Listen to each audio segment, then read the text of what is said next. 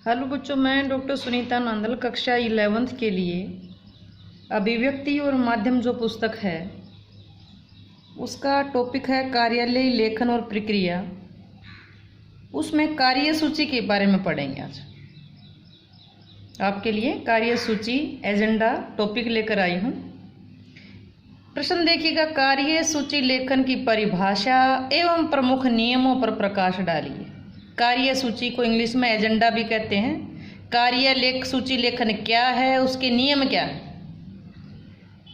परिभाषा देखिए, किसी भी संस्था में होने वाली बैठक में, बैठक को मीटिंग कह देंगे, किसी भी संस्था में होने वाली बैठक में जिन विषयों की समीक्षा की जाती है, जिन विषयों पर विचार विमर्श के कुछ निर्णय लिए जाते हैं, कुछ फैसले लिए जाते हैं, उनकी सूची को कार्य सूची या एजेंडा कहा जाता है। कोई भी मीटिंग हुई है, किसी भी संस्था की कोई मीटिंग हुई है, उस मीटिंग में जिस बात पर विचार विमर्श किया गया, कुछ फैसला लिया गया, जो फैसला लिया गया उसी को एजेंडा कहेंगे, उसी को कार्य सूची कहेंगे। किसी भी संस्था की किसी भी संस्था की किसी भी विषय पर जब कोई मीटिंग होती है तो उस मीटिंग में जो बात होती है, जो विषय होता है, उस पर विचार विमर्श किया जाता है और विचार सलाह मशवरा करके उसमें जो फैसला लिया जाता है उस फैसले को क्या कहेंगे? एजेंडा यानी कार्य सूची कहा जाता है। समझे? फिर देखिएगा, किसी भी संस्था में होने वाली बैठक में जिस विषय की समीक्षा की जाती है, जिस विषय पर विचार विमर्श किया जाता है, जो निर्णय लिया जाता है, जो फैसला लिया जाता है, वो फैसला क्या कहलाएगा? कार्य सूची या एजेंडा कहलाता है। नियम क्या है? किसी भी संस्था में होने वाली बैठक की तिथि की सूचना संबंधित व्यक्तियों को दे दी जाती है कि फलां तारीख को मीटिंग होगी। सबसे पहला क्या है कि जो मीटिंग की जो तिथि है उसकी सूचना सबको दे दी जाती है। दूसरा है निर्धारित विषयों की भी अग्रिम जानकारी दी जाती है ताकि बैठक के अनुशासित संचालन में सहायता मिल सके। जो विषय है कि भाई इस बारे में मीटिंग होगी, मीटिंग इस इतने तारीख को होगी, इस बारे में होगी, ये भी जानकारी पहले दी जाती है ताकि अनुशासन बना रहे। किस तारीख को मीटिंग होनी है, किस बारे में होनी है, ये पहले सूचना दे दी जाती है। तीसरा है निर्धारित विषयों से संबंधित स्वतः स्पष्ट टिप्पणियां अपने संलग्नकों के साथ सदस्यों की कार्य सूची के साथ अग्रिम रूप में भेजी जानी चाहिए ताकि वे बैठक में भाग लेने हेतु पूरी तैयारी के साथ आ सके। जो विषय था इन बातों के बारे में मीटिंग होनी है, उन विषयों से संबंधित अपने आप ही स्पष्ट टिप्पणियां जिनको सूचना दे रहे हैं, जो लेटर भेज रहे हैं कि फलां तारीख को मीटिंग होनी है, उसके साथ जो दस्तावेज हैं, जो जरूरी कागजात हैं, विषय से संबंधित हैं, जिनके बारे में मीटिंग की जानी है, विचार विमर्श किया जाना है, एजेंडा तैयार किया जाना है, उनको पहले ही मीटिंग में भाग लेने से पहले उनके पास एडवांस में अग्रिम में भेज दिया जाना चाहिए ताकि उन विषय के बारे में वो सोच करके भी मीटिंग में क्या कहना है, क्या नहीं डिसीजन लिया जाना है, उसकी तैयारी करके आ सके। कार्य सूची एजेंडा क्या है? कोई भी संस्था है, किसी भी संस्था में होने वाली बैठक में जिन विषयों की समीक्षा की जाती है, जिन विषयों पर विचार विमर्श किया जाता है, सलाह मशवरा करके कुछ फैसले लिए जाते हैं, उन्हीं फैसलों को कार्य सूची एजेंडा कहा जाता है। कार्य सूची एजेंडा बनाते समय किन किन बातों का ध्यान रखना चाहिए? एक तो बैठक की जो मीटिंग की तिथि है उसकी सूचना पहले से दे दी जानी चाहिए, तिथि की भी, और जो विषय जिसके ऊपर मीटिंग होनी है उसकी भी, यानी संबंधित व्यक्तियों को सूचना पहले दी जानी चाहिए ताकि अनुशासन संचालन में मदद मिल सके। तीसरी, अपने आप जो मीटिंग होनी है अपने आप ही उसके जरूरी दस्तावेज, उससे संबंधित जो दस्तावेज हैं, कागजात हैं, जो हमने कार्य सूची के सदस्यों की जो कार्य सूची के साथ अग्रिम में एडवांस में उनके पास भेज देनी चाहिए ताकि वो पूरी तैयारी के साथ मीटिंग में आ सकें और सही तरीके से फैसले लिए जा सकें, एजेंडा तैयार हो सके। उदाहरण के लिए हरियाणा साहित्य संस्कृति संस्थान बोर्ड की 23वीं बैठक की कार्य सूची है, 23वीं बैठक का एजेंडा है। तो देखो ध्यान दीजिएगा, यहाँ 23वीं बैठक है, मीटिंग कौन सी है? 23वीं। तो इससे पहले जो 22 मीटिंग हुई है उसी के उनके बारे में भी तो जानकारी होनी चाहिए कि पहली 22 मीटिंगों में क्या हुआ था, तभी तो 23वीं मीटिंग के बारे में पता चलेगा।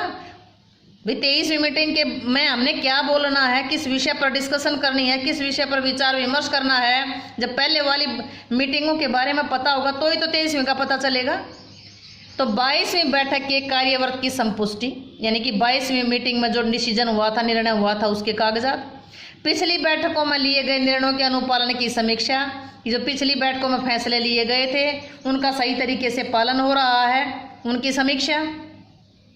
विभिन्न विषयों के विशेषज्ञ को दिए जाने वाले पारिश्रमिक पर विचार विमर्श। विभिन्न विषयों के विशेषज्ञ को दिए जाने वाला जो मेन ताना है उस पर विचार विमर्श। संस्थान द्वारा आयोजित कार्यक्रमों की नीति पर, संस्थान ने कितने भी जो कार्यक्रम प्रोग्राम आयोजित किए हैं उनकी नीति पर चर्चा करना। मोबाइल फोन पर होने वाले मासिक व्यय की निर्धारित की गई सीमा की समीक्षा। तत्काल प्रस्तुत विषयों पर चर्चा, जो तत्काल मतलब उसी समय कुछ टॉपिक ऐसे होंगे, कुछ विषय ऐसे होंगे कि उसी समय प्रस्तुत किए गए, उन पर भी डिस्कशन होगा, उन पर भी परिचर्चा होगी, उन पर भी विचार विमर्श होगा। ये एजेंडा है किन किन चीज़ों के ऊपर है। तो 23वीं बैठक होगी, 23वीं बैठक होगी तो उसमें सबसे पहले क्या होगा कि 22वीं जो बैठक हुई थी उसके कागजात, उसका जो फैसला हुआ था, जो निर्णय लिया गया था, उसके बारे में हमें पता होना चाहिए। तीसरा है जो पिछली बैठक में निर्णय लिए गए थे उनकी अनुपालना की समीक्षा। भाई जो पिछली बैठकों में फैसले लिए गए थे क्या उनकी अनुपालना हो रही है, ना हो रही है, उसका डिस्कशन होगा। और विभिन्न विषयों के विशेषज्ञ को दिए जाने वाले मेन ताना पर विचार विमर्श होगा। भी किस किस को कितनी तनख्वाह दी जा रही, कितना मेन ताना दिया जा रहा है। संस्थान द्वारा जो प्रोग्राम किए जा रहे हैं, आयोजित करवाए जा रहे हैं, वो किन नीतियों पर आधारित है, उनके ऊपर भी डिस्कशन होगा। मोबाइल फोन पर होने वाले जो मासिक महीने की जो खर्च सीमा है 2000 रुपये जैसे होती थी पहले, ज़्यादा होने लगी, उसकी भी समीक्षा की जाएगी। भी क्या सही है, गलत है, बढ़ानी चाहिए या उतनी ही ठीक है, उस पर भी चर्चा की जाएगी। जो कुछ टॉपिक ऐसे होंगे कि जो उसी समय समस्या उभर कर सामने आई और किसी ने कह दिया कि भाई समस्या ये भी है, तो उस पर भी विचार विमर्श किया जाएगा। ये है कार्यसूची या एजेंडा। अब है कि अनुस्मारक या कार्यसूची में अंतर। अनुस्मारक है रिमाइंडर। रिमाइंडर क्या था, हमने पत्र में पहले पढ़ा था। रिमाइंडर वो है कि जो कोई पत्र हमने पहले भेजा है किसी को, उसका कुछ दिनों बाद तक जवाब नहीं आता, तो उनको याद दिलाने के लिए जो दोबारा पत्र लिखा जाता है उसको रिमाइंडर कहते हैं, उसको अनुस्मारक कहते हैं। देखिएगा, अनुस्मारक क्या होता है कि जब किसी पत्र या ज्ञापन का उत्तर समय पर प्राप्त नहीं होता, ध्यान दीजिएगा, जब किसी पत्र या ज्ञापन का उत्तर समय पर प्राप्त नहीं होता तो याद दिलाने के लिए कौन सा लिखा जाता है, अनुस्मारक पत्र लिखा जाता है, रिमाइंडर लिखा जाता है, स्मरण पत्र लिखा जाता है। स्मरण पत्र कहें तो भी अनुस्मारक है, रिमाइंडर कहें तो भी अनुस्मारक है। स्मरण से है याद दिलाना। ये औपचारिक पत्र की भांति लिखा जाता है, लेकिन ये छोटा होता है। अनुस्मारक पत्र लिखते समय पूर्व पत्र, जो पहले पत्र लिखा है उसकी डिटेल दी जाती है, उसका वर्णन किया जाता है, उसका हवाला दिया जाता है कि ये नंबर जब पत्र, ये फाइल संख्या थी, ये था, उसका हवाला दे करके पत्र लिखा जाता है। अनुस्मारक है, बाकी पत्रों की तुलना में इसका आकार छोटा होता है। ये केवल पिछले पत्र का हवाला देकर याद दिलाने के लिए लिखा जाता है, सारी डिटेल नहीं लिखी जाती। अब एजेंडा क्या है, कार्यसूची क्या है? किसी संस्था की बैठक में जिन विषयों पर विचार विमर्श किया जाता है, कुछ निर्णय भी लिए जाते हैं, उसे कार्यसूची कहते हैं। अभी अभी हमने पढ़ा, इसी वीडियो में पढ़ा है, किसी भी संस्था में होने वाली बैठक में जिन विषयों की समीक्षा की जाती है, जिन विषयों पर विचार विमर्श किया जाता है और उसके जो फैसले लिए जाते हैं, उसको क्या कहेंगे, कार्यसूची या एजेंडा कहते हैं। यही परिभाषा हमें याद करेंगे यहाँ भी।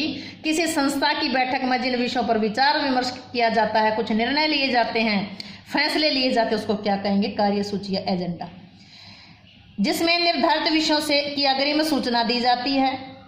बैठक की मीटिंग की जो तारीख है पहले से बता दी जाती है। ये अग्रिम सूचना क्यों दी जाती है? ताकि मीटिंग में अनुशासन संचालन में सहायता मिल सके। निर्धारित विषयों से संबंधित स्वतः स्पष्ट टिप्पणियां अपने संलग्नकों के साथ सदस्यों की कार्यसूची के साथ अग्रिम रूप में भेजी जानी चाहिए, ताकि वे बैठक में भाग लेने हेतु पूरी तैयारी करके आ सके। ये चीज़ यहाँ अगर आपने याद की है तो यहाँ ये चीज़ करने की ज़रूरत नहीं है। ये चीज़, इसके नियम और परिभाषा, ये इसी में भी नियम और परिभाषा इसी में आए हैं। उम्मीद है कि आपको एजेंडा कार्यसूची, एजेंडा यानी कार्यसूची और अनुस्मारक अच्छे से समझ आया होगा। वीडियो अच्छी लगी तो इसको वीडियो को लाइक करें, शेयर करें, चैनल को सब्सक्राइब करना ना भूलें।